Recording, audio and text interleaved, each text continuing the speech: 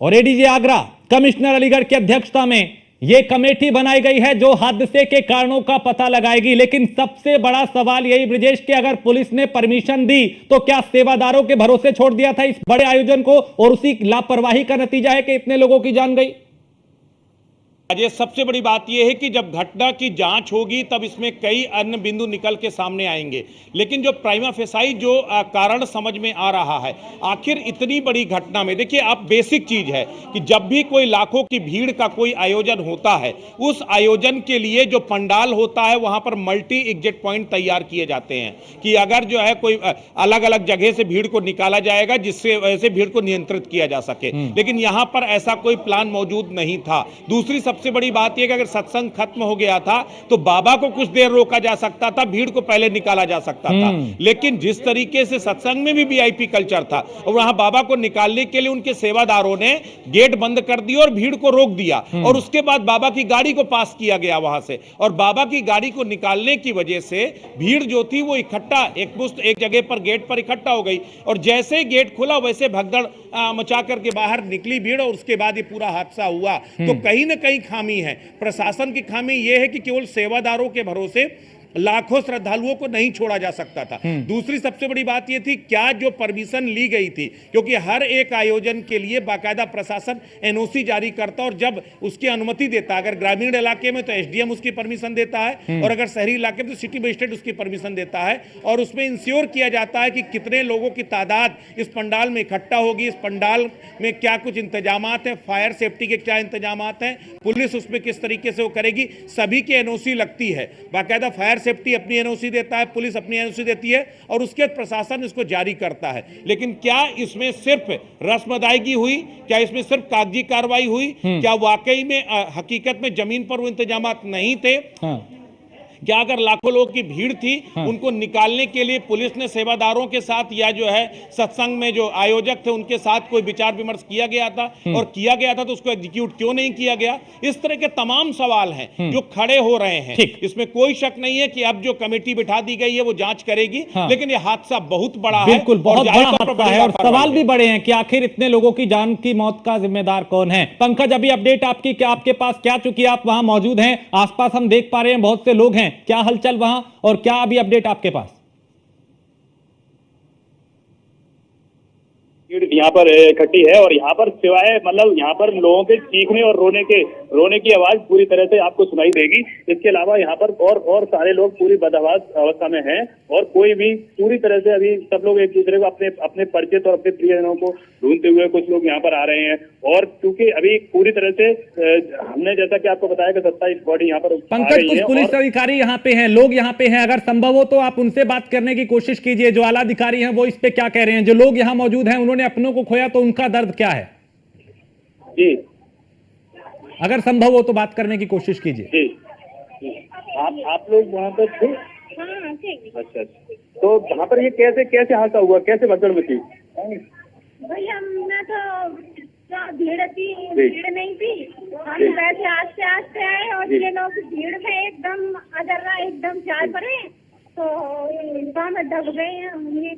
जी, तो आप यहाँ पर पोस्टमार्टम पर आए हैं, यहाँ पर आपके कितने लोग हैं जिनको ढूंढने के लिए आए?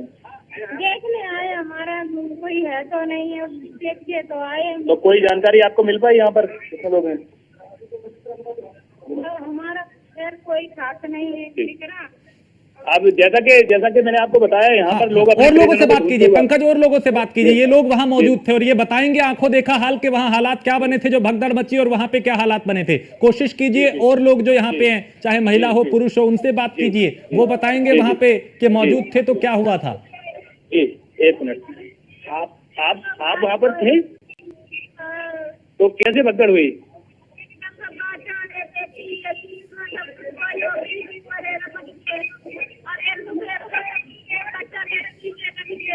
तो आपके यहाँ पर कितने लोग आए हैं? जी, तो आपके साथ के कुछ लोग यहाँ पर बॉडी आई है? 2 बच्चे आपके एक्सपायर हुए हैं? जी जी, जैसा कि ये अभी महिला से बात हुई, इनके ये खुद भी वहाँ पर उपलब्ध थी, और इनके 2 बच्चे यहाँ पर इस बॉडी में मतलब एक्सपायर हुए हैं। जी बिल्कुल। और पंकज, ये अंदाजा लगाया जा सकता है कि हादसा कितना भयावह था। छोटे छोटे बच्चे, महिलाएं, यानी पूरी तरीके से बदइंतजामी थी, जिसका खामियाजा इन लोगों को भुगतना पड़ा। ऐसे में सवाल यही कि अब चूंकि ठीक है, जांच कमेटी बन गई, जांच होगी, कुछ लोगों पे गाज गिरेगी, लेकिन जिन्होंने अपनों को खोया है, सवाल तो यही कि उनके दर्द को कौन समझेगा। मैं लौटता हूं, चूंकि कुछ सवाल हमारे भी हैं, न्यूज वन इंडिया के कुछ सवाल हैं, और सवाल सबसे बड़ा यही कि इतने बड़े आयोजन के लिए प्रशासन ने क्यों नहीं किया इंतजाम। पूछता है न्यूज वन इंडिया कि भीषण गर्मी में ऐसे बड़े आयोजन के लिए प्रशासन ने अनुमति कैसे दे दी, और बड़े जमावड़े को लेकर बेखबर आखिर क्यों था प्रशासन। पूछता है न्यूज वन इंडिया, आयोजन स्थल पे बुनियादी सुविधाओं का अभाव क्यों था, क्यों वहां बेहतर इंतजाम नहीं थे। क्या हाथरस प्रशासन तय करेगा हादसे की जवाबदेही। नीलेश, सवाल तो अब उठेंगे, लगातार न्यूज वन इंडिया भी उठा रहा है, लेकिन इतना बड़ा हादसा हो गया, सवाल कई हैं। अब बड़ी बात यह कि क्या इस पर एक्शन होगा, क्या होगा, ये तो आने वाले वक्त में, चूंकि अब कमेटी मुख्यमंत्री ने भी बना दी, जांच करेगी, कार्रवाई होगी, लेकिन सवाल यही कि कहीं ना कहीं प्रशासन की बदइंतजामी का खामियाजा लोगों को भुगतना पड़ा है। देखिए राजेश, बिल्कुल, जब इस तरीके के कोई धार्मिक या सार्वजनिक आयोजन होते हैं तो उसको लेकर जो आयोजन समिति होती है वो जिला प्रशासन और पुलिस प्रशासन के पास बाकायदा एक प्रार्थना पत्र देती है कि वो इतना बड़ा आयोजन फलानी जगह पर कराने जा रहा है जहां पर इतनी संख्या में भीड़ इकट्ठा हो सकती है। उसकी जब जानकारी जिला प्रशासन, पुलिस प्रशासन या फिर और जिम्मेदार जो अधिकारी होते हैं उनको दी जाती है, तो वहां पर उसी हिसाब से व्यवस्थाओं को दुरुस्त करने की जिम्मेदारी इन अधिकारियों की हो जाती है। उत्तर प्रदेश सरकार की अगर हम बात करें तो मुख्यमंत्री योगी आदित्यनाथ का साफ तौर पे निर्देश है कि अगर कहीं पर कोई बड़ा आयोजन है तो प्रशासन वहां पर मुस्तैदी रखे, समय समय पर वहां पर जो है आयोजन समिति से बात की जाए कि कहीं पर कोई बदइंतजामी तो नहीं हो रही है जिससे जनता को परेशानी हो। कहीं ना कहीं हाथरस में जिस तरीके से घटना हुई है उसमें साफ तौर पर कहा जा सकता है कि आयोजन समिति की भी लापरवाही और उससे बड़ी लापरवाही जो जिला प्रशासन है और पुलिस प्रशासन है उसकी है। अगर इतना बड़ा आयोजन हो रहा था तो जाहिर सी बात है वहां पर पुलिस की कई टीमों को लगाया जाना चाहिए था, जिला प्रशासन के कई अधिकारियों को वहां पर मुस्तैद रहने की आवश्यकता थी। अगर वो मुस्तैद होते तो शायद इतनी बड़ी जो घटना हुई है उसको रोका जा सकता है। कहीं ना कहीं अभी तक की अगर हम बात करें तो 27 लोगों के मौत होने की पुष्टि हो चुकी है और कई लोग अभी भी गंभीर रूप से घायल हैं। ये अगर इतनी बड़ी घटना हुई है प्रदेश के अंदर तो सरकार की भी जिम्मेदारी तय होती है, और सरकार जब जिम्मेदारी सरकार की बनती है तो ऐसे ही परिस्थितियों में सरकार उन अधिकारियों के ऊपर बड़ी कार्रवाई करती है जिनके कंधों पर जिम्मेदारी दी गई है कि वो अपने अपने जिलों में बेहतर व्यवस्थाओं को दुरुस्त रखेंगे, चाहे वो धार्मिक आयोजन हो, सार्वजनिक आयोजन हो, उसमें किसी तरीके की हीला हवाली ना हो जो इस तरीके की घटना हो।